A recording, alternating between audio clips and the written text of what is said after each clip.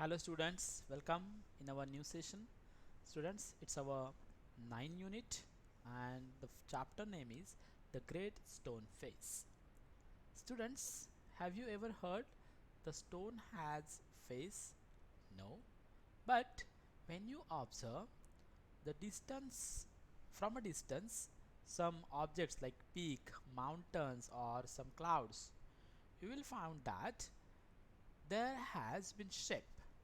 Maybe it's like a camel, it's like a horse, or sometime it will be like a animal or any animal or like a human beings, right? So in this story the same thing is happen. The one of the boy, that name is Ernest, while sitting with his mother, he observed that the mountain and it has a shape. What kind of shape he observed, we have to see, right? So let's see what is the great stone face. Before you read, I'm going to start. Let's see. Seen from a distance, hilltops and huge rocks seem to assume various shapes. They may resemble an animal or a human figure. They resemble means looks like an animal or a human figure. People attribute stories to these shapes, and many of times people make stories according to their views. Some stories come true, others don't. The great stone face is one such a shape that reminds the inhabitants of valley of prophecy. Prophecy, it means like predictions.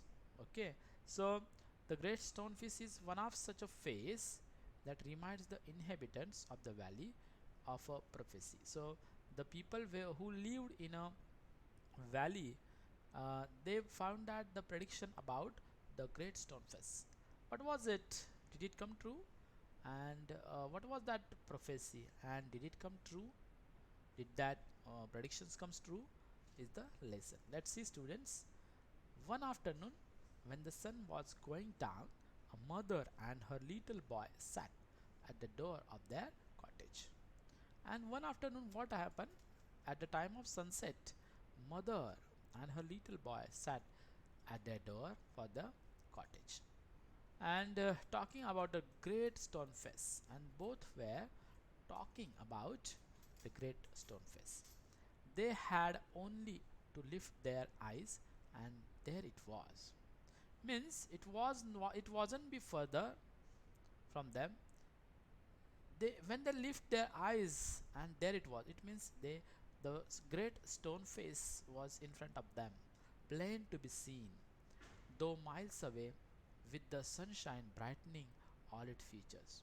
Though it was some miles away, they will see it very clearly because of the brightening of the sunshine. Its features, they will appear easily. Then look at that next page. And what was the great stone face? What was it? What was the great stone face? Great stone face was a work of nature. Nothing but it was a work of nature formed on the perpendicular side of a mountain by immense rocks. Immense means huge rocks. The great stone face was a work of nature, and it was formed on the perpendicular side of the mountain by some immense rocks which had been thrown together so that when viewed at a proper distance they resemble the features of a human face. So it was like a human face because many of immense rocks are gathered together and they form the face which is resembles the human features or human face. Okay, so it was the work of nature, students. If spectator approached too near, he lost outline of the enormous face and could see only heap of gigantic rocks piled one upon another. If the spectator means observer, if the observer goes very near to the great stone face, he may lose the outline, the enormous face, and he will only observe or see the heap of gigantic rocks and pile that pile one upon another. So if you want to look at the great stone face, you must be some miles away from it. You should be there, and then you will observe the great stone face, and you will appear all the features of that great stone face which resembles like human face. Then look at that. um, but seen from a distance, the cloud clustering about it, the great stone face seemed positively to be alive. It was the belief of many people that the valley owed much of its fertility to the beaming face that was continually beaming over it. And it was believed that it was the story beyond the fertility of the valley is because of that great stone face, valley has fertility because of that face, and that kind of gentle face that stone face has is continually beaming over the valley, and therefore the valley has fertility. A mother and her little boy, as we said earlier, sat the door of their cottage gazing at the great stone face, was talking about it. Both were talking about the great stone face. The child name was Ernest, and the child about whom what we are talking was Ernest. Mother said, Mother, said he said to his mother, while the face, while the great face smiled on him, I wish that it could speak, for it looks so very kindly that its voice must indeed be pleasant. He told his mother that, hey mother, if that face smile on me, I wish that it could speak with me. And as it looks very kind, its voice must be indeed very pleasant. If I ever see a man with such a face, I should love him very much. And if I ever see a man like a great stone face, I should love him very much. If an old prophecy should come to pass, answered his mother, we may see a man sometime with exactly such a face as that. And then his mother replied that if an old prophecy should come to pass, there was a statement that tell what's about future, that tells about what will happen about the future. If that will happen, we may see a man sometime with exactly such a face like great stone face. Then that Ernest asked his mother that, what prophecy do you mean, dear mother? He was like confused, and therefore he asked his mother that what was the prophecy, which statement was there. And he eagerly inquired to his mother, let's see what happened, please tell me about it, he asked his mother. So his mother told him a story that her own mother had told her when she herself was younger than little Ernest. And then Ernest's mother told him a story. Which story? The story which she had heard herself by her mother when she was younger, like a little Ernest. And the story is that at some future day, that at some future, after some few days, a child should be born. A child should be born. And look at that next page. Near here, near here, who was destined to become the greatest and noble person of his time, and whose face is manhood in whose face in manhood should bear an exact resemblance to the great stone face. And the story was, someday the man will born, and who was would be like a greatest man, noble man of his time, and whose face is resembles to the great stone face. Many still had faith in his old prophecy, and many people still had faith in this old prophecy, means prediction, but others took it to be nothing but idle talk. Some people took it as a idle talk. At all events, the great man of the prophecy had not yet appeared. But, hey, my boy, the great man of that prophecy had not yet appeared. This is the story. Okay, then what Ernest replied is, "Oh, mother," cried Ernest, clapping his hands above his head. And he clapped his hands above the head. "I do hope that I shall live to see him." And he told his mother that, "I hope that I shall live to see that great and noble person." His mother was an affectionate, very loving mother, and thoughtful also.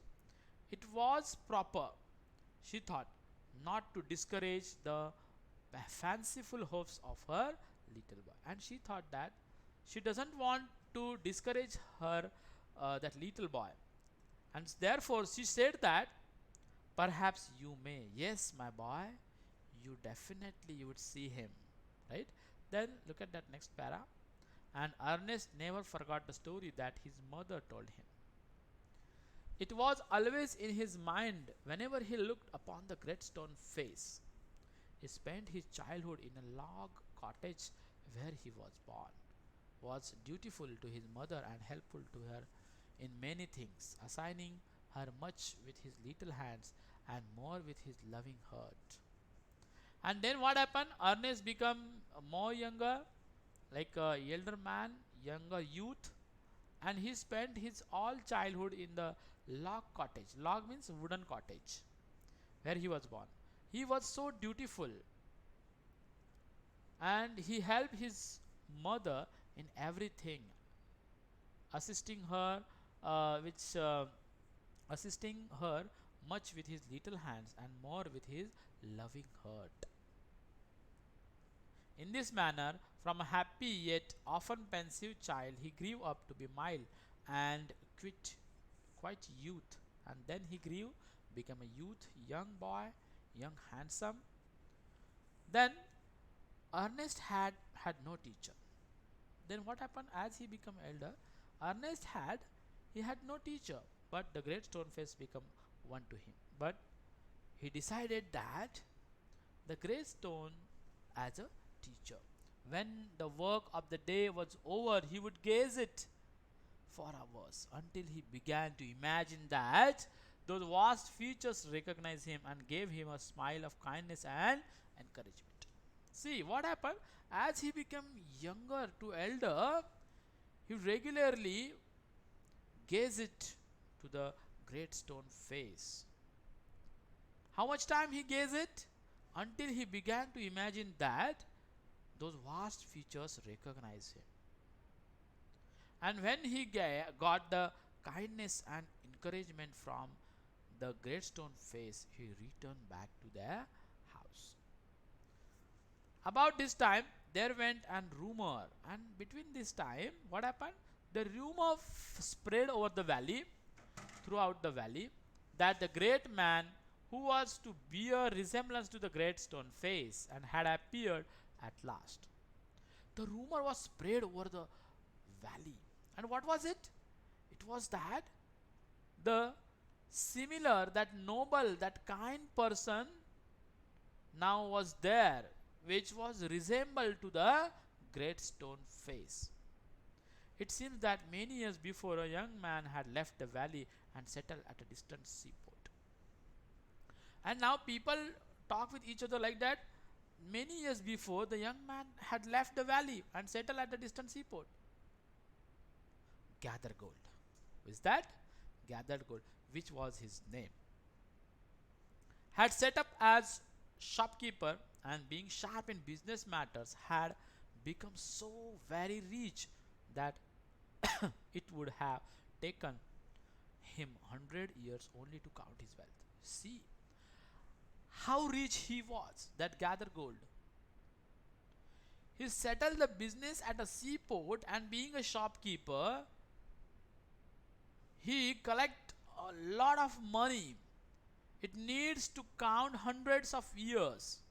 Like in time, he thought of his native valley, and then he thought about his native valley and decided to go back there and at the end his days and end his days where he had been born. And then he decided to again go back where he had born before, and then he went to the valley. Then what happened? Look at that next page.